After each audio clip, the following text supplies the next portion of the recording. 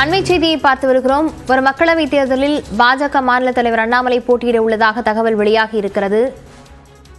இது தொடர்பான விவரங்களுடன் செய்தியாளர் வேல்முருகன் இணைந்திருக்கிறார். வேல்முருகன், என்ன தகவல் வெளியாகி இருக்கிறது? விரிவா பதிவு செய்யலாம். காயத்ரி, குறிப்பாக தற்போது வருகின்ற நாடாளுமன்ற தேர்தலில் பாஜகவினுடைய பல முக்கிய நிர்வாகிகள் போட்டியிட உள்ளதாக தகவல்கள் தெரிவிக்கப்பட்டிருக்கிறது. அந்த அடிப்படையில் நேற்று நடைபெற்ற மையக்குழு கூட்டத்தில் பாஜக தலைவர், தேசிய தலைவர் JP நட்டா, ராஜ்நாத் சிங் உள்ளிட்ட பல முக்கிய தலைவர்கள் பங்கேற்றிருக்கிறார்கள். இந்த ஆலோசனை கூட்டத்தில் மாநில இந்த வேட்பாளர் பட்டியல் அப்படிங்கிறது இறுதி செய்யப்பட்டிருப்பதாகவும் கூறப்பட்டிருக்கிறது. அதே போல பாஜகவிற்கு அதிக வாக்கு சதவீதம் இருக்கக்கூடிய செல்வாக்கு மிகுந்த 5 தொகுதிகளை தற்போது தேர்வு செய்யப்பட்டு அதில் ஒரு தொகுதியில் தற்போது பாஜக தலைவர் அண்ணாமலை போட்டியிட உள்ளதாகவும் கூறப்படுகிறது. குறிப்பாக பாஜக நிர்வாகிகளுடன் நாம் பேசுகின்ற போது இது கடந்த 3 மாதங்களுக்கு மேலாக 5 தொகுதிகள் தேர்வு செய்து அங்கே ஏதாவது ஒரு இடத்துல பாஜகவினுடைய டெல்லி தலைமை உத்தரவு கொடுக்கின்ற அடிப்படையில் பாஜக தலைவர் அண்ணாமலை போட்டியிடுவார் என்ற அடிப்படையில் தற்போது அந்த பணிகள் நடைபெற்று வந்ததாக கூறப்படுகிறது. எனவே அந்த அடிப்படையில் இந்த வேட்பாளர் பட்டியல் வெளியாகும் பொழுது பாஜக தலைவர் அண்ணாமலை பெயரும் இடம்பெற வாய்ப்பிருப்பதாக முதற்கட்டமாக தகவல்கள் கிடைத்திருக்கிறது. காயத்ரி, விவரங்களுக்கு நன்றி வேல்முருகன். ஒரு மக்களவைத் தேர்தலில் பாஜகவின் மாநில தலைவர் அண்ணாமலை போட்டியிட உள்ளதாக தகவல் வெளியாகி இருக்கிறது. 5 தொகுதிகளை இதற்காக பாஜக தேர்வு செய்திருப்பதாகவும் தகவல் வெளியாக இருக்கிறது. முன்னதாக நேற்று பாஜகவினுடைய வேட்பாளர் பட்டியல் தயாராகி இருப்பதாக தகவல் வெளியாகி இருந்த நிலையில் இன்று பாஜகவின் மாநில தலைவர் அண்ணாமலை மக்களவைத் தேர்தலில் போட்டியிட உள்ளதாக தகவல் வெளியாகி இருக்கிறது. இதற்காக 5 தொகுதிகளையும் தேர்வு செய்திருப்பதாகவும் தெரிவிக்கப்பட்டிருக்கிறது. பாஜகவின் வாக்கு சதவீதம் அதிகமுள்ள 5 தொகுதிகளை தேர்வு செய்து அதில் ஒன்றில் அண்ணாமலை போட்டியிட வைக்க திட்டமிட்டிருப்பதாகவும் தெரிவிக்கப்பட்டிருக்கிறது.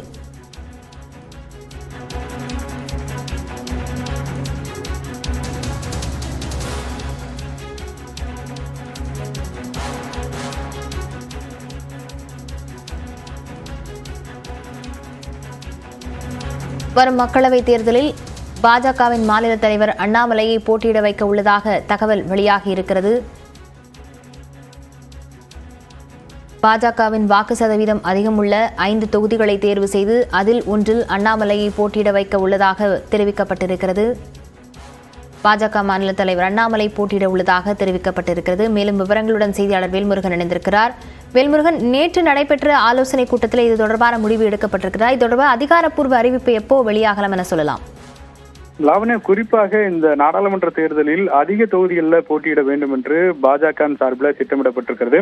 அதற்காக கூட்டணி வியூகங்களை வகுத்து வருகிறார்கள். குறிப்பாக தற்போதைய நிலையில தமிழ் மாநில காங்கிரஸ், அதே போல AC சண்முகம், பாரிவேந்தர், ஜான் பாண்டியன் உள்ளிட்ட கட்சிகள் இருக்கிறார்கள். அதே போல கூடுதலாக OPS அணி, அதே போல TT தினகரன் உள்ளிட்டோர் இணைய வாய்ப்பிருப்பதாக கூறப்படுகிறது.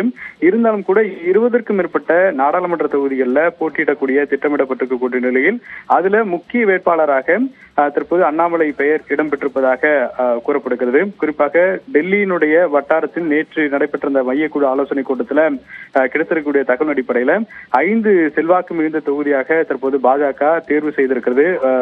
வழக்கமாக பாஜகவுடைய அதிக செல்வாக்கு என்பது கன்னியாகுமரி தொகுதி, அதே போல கோயம்புத்தூர், ராமநாதபுரம், தூத்துக்குடி, திருநெல்வேலி, இது போன்ற 5 தொகுதிகள் தற்போது பாஜகவிற்கு நல்ல கொங்கு மண்டலத்தில் நல்ல வாக்கு சதவீதம் இருப்பதாக கூறப்படுகிறது. இதன் அடிப்படையில் இந்த 5 தொகுதிகளில் ஒரு இடத்தில் தற்போது பாஜக தலைவர் அண்ணாமலை போட்டியிட வைக்கலாம் என்ற ஆலோசனையில தற்போது நேற்று டெல்லி தலைமையில் இதற்கான ஒரு ஆலோசனையில ஈடுபட்டிருக்கிறார்கள். குறிப்பாக நைனா நாகேந்திரன் ஏற்கனவே அங்க சட்டமன்ற தொகுதியில் அவர் போட்டியிட்டு வெற்றி பெற்றிருக்கிறார். இந்த அடிப்படையில் அவருடைய நாடாளுமன்ற தொகுதியிலும் அவரை போட்டியிட வைப்பதற்கான ஆலோசனை கூட்டமும் நேற்றைய தினத்தில் விவாதிக்கப்பட்டிருக்கிறது. எனவே பல்வேறு வேட்பாளர்கள், முக்கியமாக எல்முருகனும் இந்த தேர்தலில் மீண்டும் போட்டியிட வாய்ப்பிருப்பதாகவும் ஒரு தகவல்கள் விவரங்களுக்கு நன்றி வேல்முருகன்.